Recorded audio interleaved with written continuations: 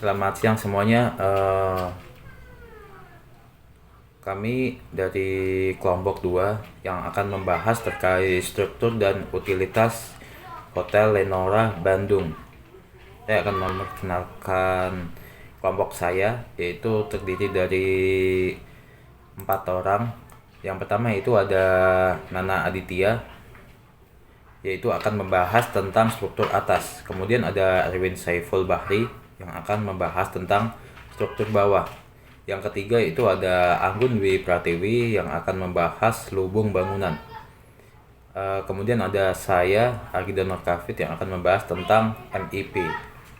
Nah, kami akan bahas semua ini mulai dari yang pertama, yaitu ada Nana Aditya.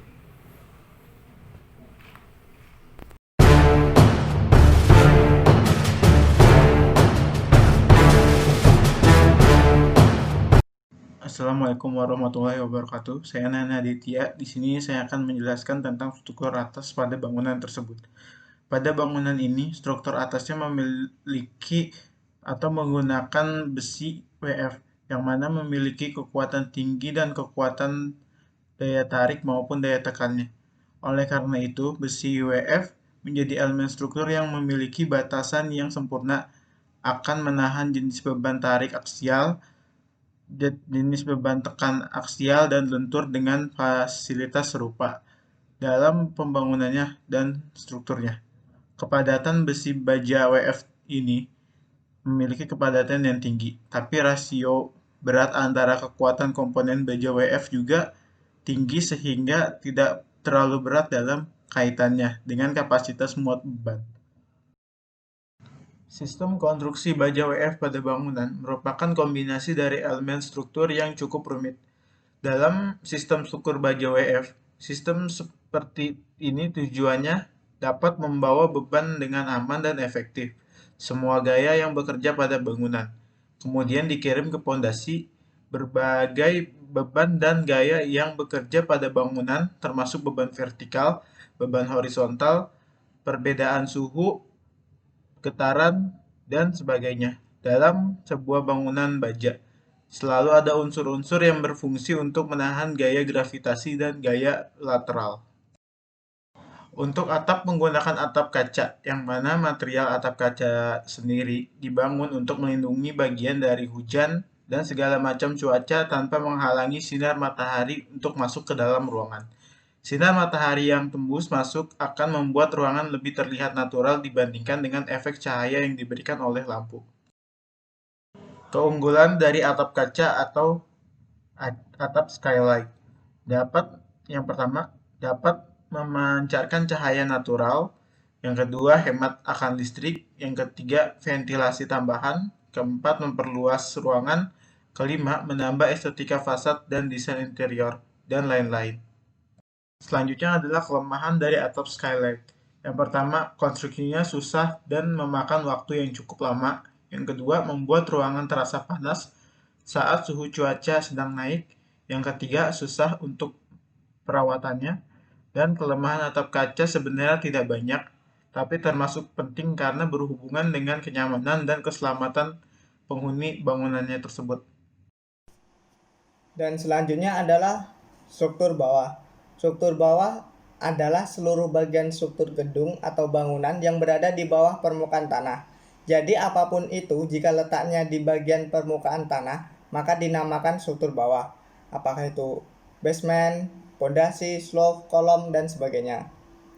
Struktur bawah mempunyai peranan yang sangat penting bagi sebuah sistem struktur. Struktur bawah memikul beban-beban dari struktur di atasnya, sehingga struktur bawah tidak boleh runtuh terlebih dahulu dari struktur atas. Ibarat manusia, kaki adalah struktur bawahnya. Jika kaki tersebut patah atau runtuh, maka orang tersebut akan sulit untuk berdiri.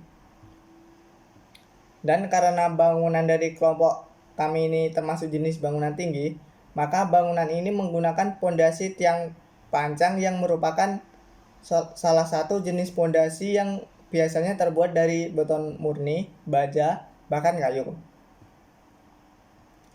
Pada dasarnya, pondasi tiang pancang berperan untuk membuat bangunan lebih kukuh karena mampu menyalurkan beban konstruksi ke bagian tanah yang paling dalam, sehingga bangunan tersebut lebih stabil. Pondasi tiang pancang juga disebut-sebut sebagai salah satu pondasi terbaik untuk membangun bangunan yang kuat. Dan juga pondasi tiang pancang juga mempunyai kekurangan maupun kelebihan. Dan kelebihan dari pondasi tiang pancang yaitu: 1. Pondasi tiang pancang lebih kuat dan kokoh. 2. Umur pondasi tiang pancang lebih panjang. 3. Pondasi tiang pancang mengurangi galian tanah. 4. Pondasi tiang pancang mampu memadatkan material tanah. Dan kekurangan dari pondasi tiang pancang yaitu: 1. Memakan waktu lama. Hal ini disebabkan pada saat pembuatannya. Kualitas beton harus dipastikan agar kekerasannya maksimal. Yang kedua, bobotnya sangat berat. Produk tiang pancang terutama dari beton tentu memiliki bobot yang sangat berat. Selain itu, dimensinya pun rata-rata berukuran besar. Yang ketiga, biayanya relatif lebih mahal. Tidak dapat dipungkiri, tiang pancang akan membutuhkan biaya yang relatif lebih mahal dibandingkan dengan menggunakan pondasi konvensional. Yang keempat, proses produksi rumit. Hal ini timbul karena proses pembuatan tiang pancang harus dipastikan sempurna mungkin tanpa adanya kesalahan seperti soal material serta ukurannya. Selanjutnya mengenai selubung bangunan. Selubung bangunan adalah elemen terluar bangunan yang melingkupi bangunan seperti dinding dan atap, di mana sebagian besar energi termal berpindah melalui elemen tersebut. Selubung bangunan dapat terdiri dari komponen tak tembus cahaya, misalnya dinding, maupun komponen tembus cahaya, misalnya kaca pada jendela yang memisahkan interior bangunan dari lingkungan luar. Selubung bangunan juga memiliki peranan penting dalam mengurangi konsumsi energi untuk pendinginan dan pencahayaan. Perpindahan panas melalui selubung bangunan. Dalam bangunan yang didominasi beban pendingin eksternal, konsumsi energi untuk sistem tata udara atau HVAC terutama ditentukan oleh perpindahan panas melalui komponen selubung bangunan, termasuk yang pertama perpindahan panas melalui jendela, yang kedua perpindahan panas melalui dinding, yang ketiga perpindahan panas melalui atap, yang keempat laju infiltrasi dan eksfiltrasi melalui retak-retak jendela dan bukan pintu. Prinsip desain untuk mengurangi perolehan panas melalui selubung bangunan. Ada 5 cara. Cara yang pertama, merancang bentuk dan orientasi bangunan untuk meminimalkan paparan selubung bangunan dari radiasi matahari timur dan barat.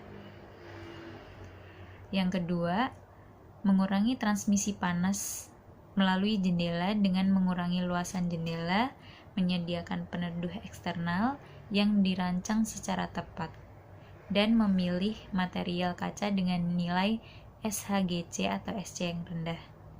Cara yang ketiga yaitu mengurangi transmisi panas melalui dinding dengan menggunakan insulasi yang memadai. Cara yang keempat yaitu mengurangi transmisi panas melalui atap dengan memiliki nilai reflektivitas, emisivitas, dan insulasi yang lebih tinggi. Cara yang kelima yaitu mengurangi infiltrasi dan eksfiltrasi dengan menyekat bangunan secara rapat dan mengendalikan bukaan pintu dan jendela. Selanjutnya ada gambar fasad Hotel Lenora. Dia ada 4 balkon yang terlihat sangat jelas dari jalan utama, dan untuk menangani kelompok tongkat mesin pendingin udara ke dinding perimeter yang terlihat dari samping jalan. Maksudnya adalah ada 4 balkon, dan 4 balkon ini berfungsi untuk mengurangi beban pendingin dalam bangunan karena cahaya matahari tidak langsung masuk ke dalam ruangan di area depan bangunan, jadi mengenai balkon dulu sehingga ruangan-ruangan di dalamnya tidak terlalu panas.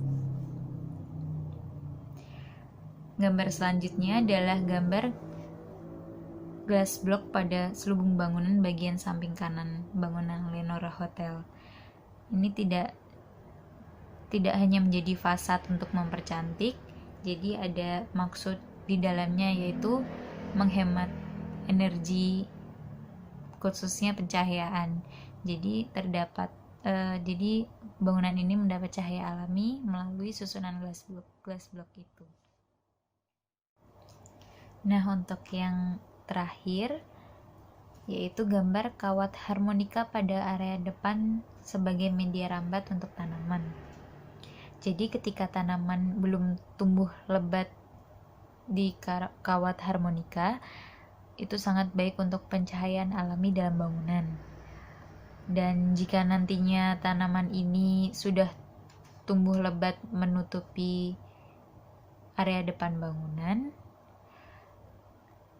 tanaman ini nantinya akan menjadi selubung bangunan yang berfungsi untuk mengcover bangunan dari panas matahari, polusi, dan kebisingan. Oke, selanjutnya saya akan menjelaskan yaitu bab 4 terkait transportasi vertikal and heavy AC. Sebelum kita bahas terkait bangunan yang sedang kami saya akan menjelaskan terlebih dahulu apa sih itu HVAC. HVAC yaitu singkatan dari Heating, Ventilation, and Air Conditioning, yang umumnya terkait dengan pemanasan pendinginan industri.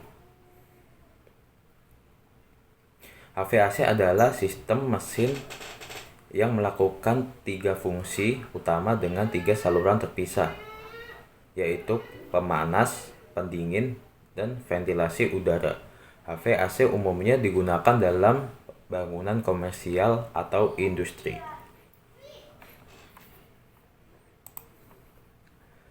Yang pertama yaitu ada heating atau pemanas. Pemanas adalah peralatan yang digunakan untuk menghasilkan panas untuk bangunan. Hal ini dapat dilakukan melalui pemanasan sentral. Sistem seperti itu terdiri dari boiler, tangku, dan pompa kalor untuk memanaskan air, uap, udara, dan di lokasi pusat seperti ruang perapihan di rumah atau ruang mekanis di gedung besar. Panas dapat ditransfer dengan konveksi, industri, dan radiasi.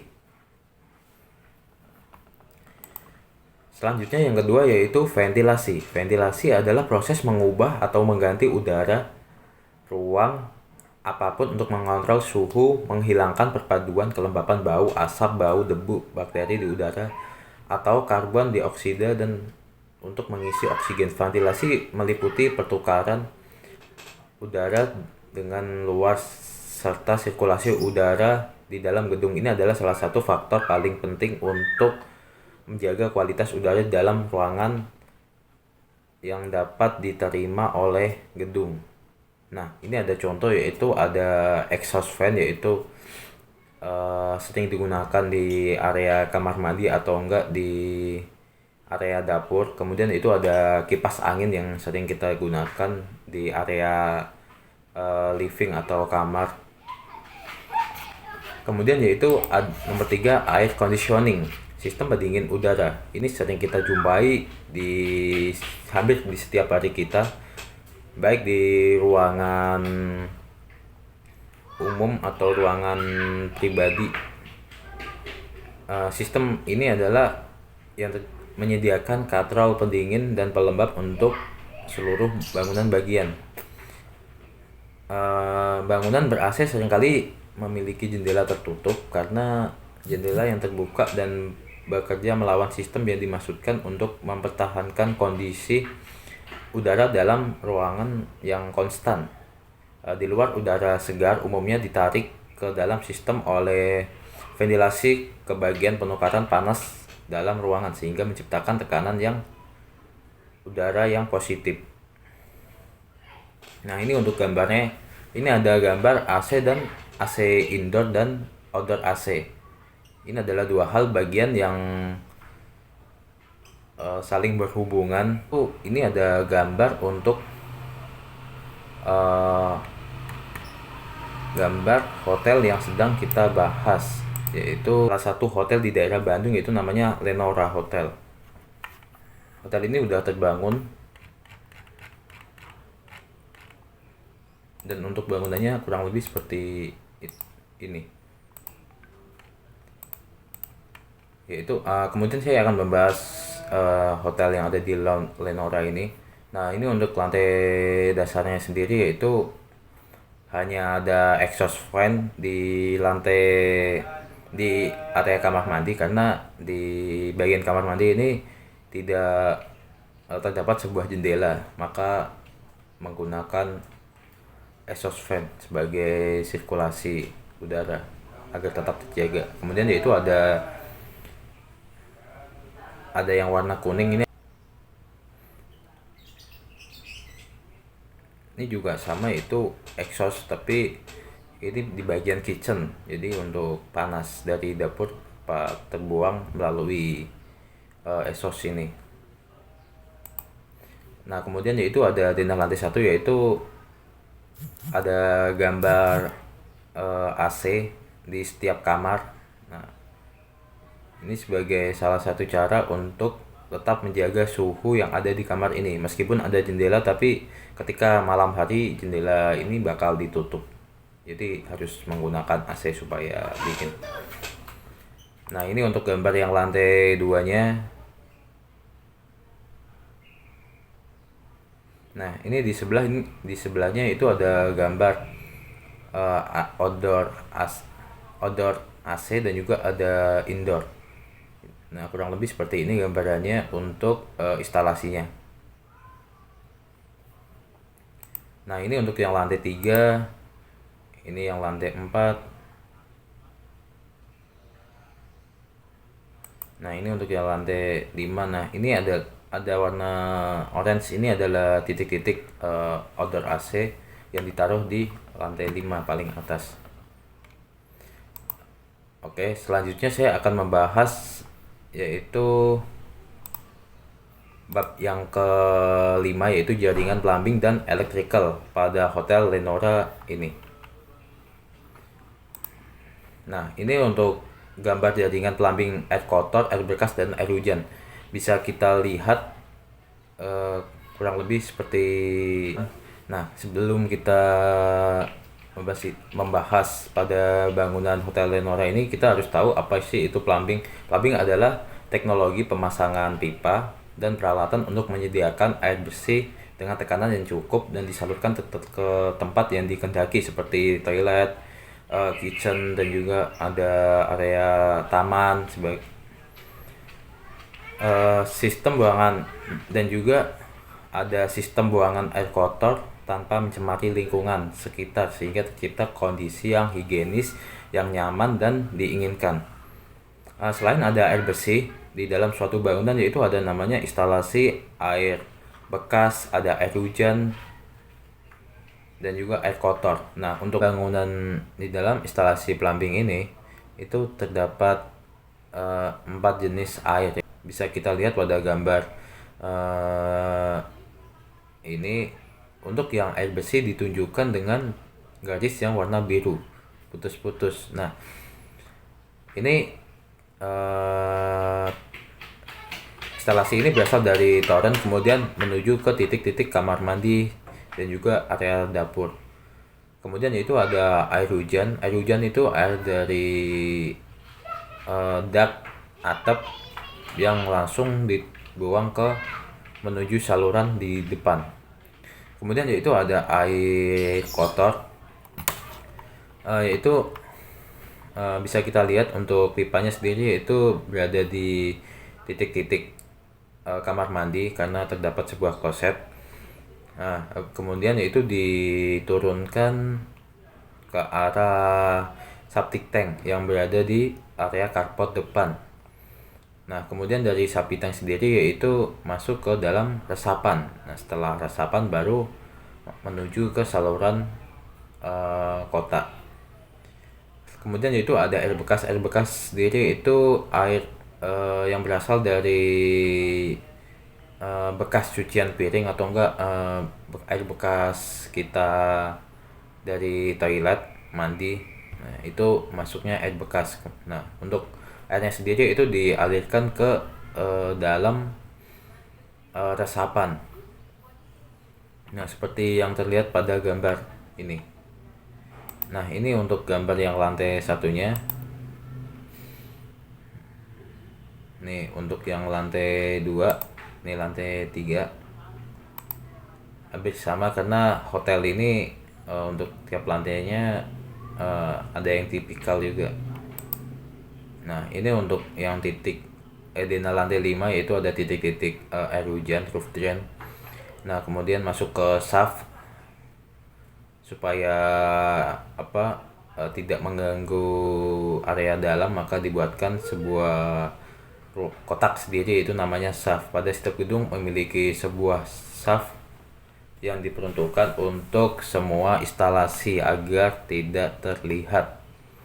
Nah, ini untuk yang air bersih sendiri, pipa warna biru yaitu berasal dari toren, kemudian menuju ke shaft, habis itu naik turun ke setiap kamar mandi.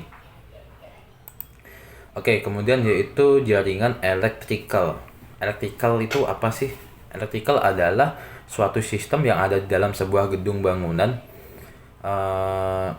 merupakan prinsip ilmu beberapa cakupan mengenai hal-hal yang membutuhkan tenaga listrik serta penerapannya. Nah, electrical ini pasti dipakai dalam setiap gedung karena sebagai energi penerangan di dalam gedung ini. Nah, bisa kita lihat pada gambar ini yaitu ada di lantai dasar. Yang pertama itu di bagian depan ada warna biru. Ini adalah titik dari meteran PLN.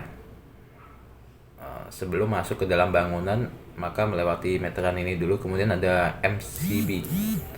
Setelah MCB baru nanti listriknya dialirkan melalui lampu-lampu yang ada di dalam ruang ini. Nah, ini untuk yang untuk yang warna merah yaitu lampu down LED. Nah, untuk yang warna kuning ini adalah lampu neon dan juga ada yang lampu LED. Nah, ini untuk yang lantai satunya kurang lebih seperti ini untuk titik-titik lampunya. Terus ada yang namanya itu saklar. Saklar yaitu tombol untuk menghidupkan lampu. Kemudian ada lagi yang namanya stop kontak. Nah, stop kontak biasanya di setiap kamar itu ada. Posisinya biasanya berada di atas meja atau enggak di samping tempat kamar tidur, di samping bedroom kita, karena untuk ngecas handphone dan juga sebagainya. Nah, ini ada untuk yang lantai 2 kurang lebih hampir sama. Kemudian ini untuk yang lantai 3, lantai 4 dan lantai 5. Nah, untuk bayangan materialnya sendiri yang digunakan dalam electrical itu ada di sebelah kanan, itu ada saklar, gambarnya seperti ini, stop kontak, lampu down LED, lampu neon, LED, meteran PLN dan juga ada MCB. Sekian dari saya ucapkan terima kasih.